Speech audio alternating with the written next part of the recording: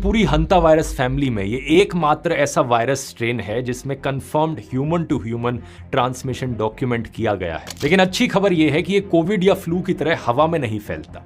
इसके लिए बहुत क्लोज्ड और प्रोलॉन्ग्ड फिजिकल कॉन्टैक्ट जरूरी है, यानी कि आप किसी और इंसान के एक लंबे समय तक काफी करीब रहें, एक ही बेड शेयर करें, उनके बॉडीली फ्लूइड से कॉन्टैक्ट हो। इसलिए ये आमतौर पर फैमिली मेंबर्स के बीच में ही फैलता है, या फिर तब जब कोई इंसान किसी इन्फेक्टेड पर्सन की बहुत नजदीकी से केयर कर रहा हो। और यहाँ पर एक और ट्विस्ट भी है। साइंटिस्ट ने अर्जेंटीना में डॉक्यूमेंट किया है कि कुछ इन्फेक्टेड लोग सुपर स्प्रेडर्स की तरह बिहेव करते हैं। कुछ इन्फेक्टेड लोग कुछ ज्यादा ही लोगों को इन्फेक्ट कर सकते हैं। लेकिन यहाँ पर भी अच्छी चीज ये है कि इस वायरस की ट्रांसमिशन विंडो बहुत छोटी है। ये बीमारी की शुरुआत में सिर्फ एक दिन ही फैलता है। तो अब तक दोस्तों आप समझ ही गए होंगे कि जिस क्रूज शिप की मैंने शुरू में बात करी थी, वहां पर भी यही एंडी स्ट्रेन फैला था। वही स्ट्रेन जहां पर इंसानों से इंसानों का ट्रांसमिशन पॉसिबल है। लेकिन सवाल यह है कि उस जहाज पर यह वायरस आया कहां से। अभी तक जो इंफॉर्मेशन मिली है उसके अनुसार मार्च 2026 में एक डच कपल उशुआया में एक बर्ड वॉचिंग टूर पर गए थे, और टूर के दौरान ये एक ऐसे लैंडफिल में जा पहुंचे जहां पर बहुत सारे चूहे रहते थे।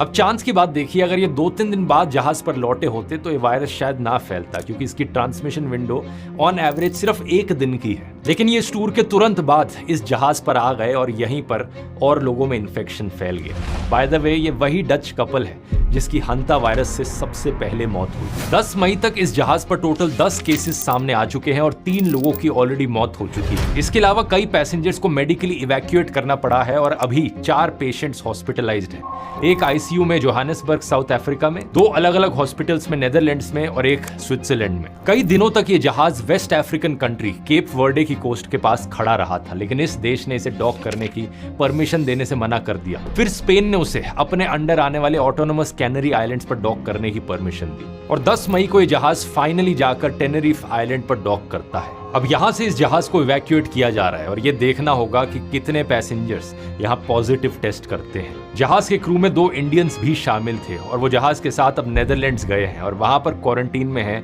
हालांकि उनमें कोई सिम्टम्स नहीं देखे गए हैं। लेकिन इस सब के बीच सबसे बड़ा सवाल जो आपके मन में आ रहा होगा, मेरे मन में भी आ रहा है, कि क्या हंता वायरस अब अगला पैंडेमिक बन जाएगा। अब देखो दोस्तों, मैं कोई एस्ट्रोलॉजर तो हूं नहीं, होने को कुछ भी हो सकता है, लेकिन इसका चांस बहुत कम है। और इसकी वजह है 2 कारण। पहला तो ये कि इसका ट्रांसमिशन विंडो इतना छोटा है, सिर्फ एक दिन का। तो कोविड की तरह यहाँ पर 14 दिन तक क्वारंटीन करने की जरूरत नहीं। अगर कोई इन्फेक्टेड आदमी है, अगर 2 दिन तक वो किसी और से नहीं मिलता, उसी में ही चांस बहुत कम हो जाता है। दूसरा, कोविड या फ्लू की तरह ये हवा में नहीं फैलता, तो इसलिए इसके फैलने का चांस और भी कम हो जाता है। ये सिर्फ human to human close contact से फैलता है। अभी तक इसका यूरोप और एशिया में कोई भी ह्यूमन टू ह्यूमन केस नहीं देखा गया है। वर्ल्ड हेल्थ ऑर्गेनाइजेशन ने भी कहा है कि ग्लोबल पॉपुलेशन के लिए इस वायरस का ओवरऑल रिस्क लो है।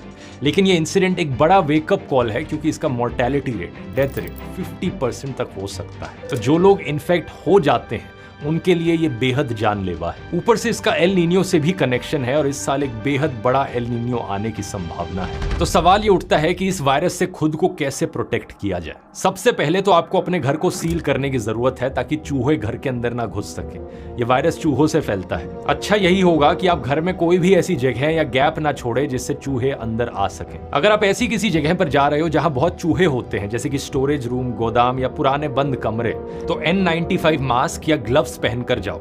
अगर आप कहीं पर भी चूहों की ड्रॉपिंग्स देखते हो तो और भी ज्यादा ध्यान रखने की जरूरत है। लेकिन सबसे बेसिक पॉइंट यहाँ पर है हाइजीन। अपने आसपास खाने को खुला मत छोड़ो, कूड़े को प्रॉपरली डिस्पोज करो और जितनी भी चीजें चूहों को अट्रैक्ट करती हैं उनको हटा दो। हंता वायरस एक साइलेंट थ्रेट है। ये न्यूज हेडलाइंस में तभी आता है जब अचानक से कई लोगों की मौत हो जाती है। लेकिन सच बात तो यह है कि ये वायरस हर रोज दुनिया भर में खामोशी से कई दशकों से लोगों को इन्फेक्ट करता रहा है। बस फर्क ये है कि पहले आपको इसके बारे में नहीं पता था, लेकिन अब आप जान चुके हैं। बिना वैक्सीन और क्योर के आपके पास अब सबसे अच्छा हथियार है, अवेयरनेस और प्रिवेंशन। AI मास्टर क्लास के अगले सेशन को ज्वाइन करना चाहते हो तो यहाँ क्लिक करके कर सकते हो।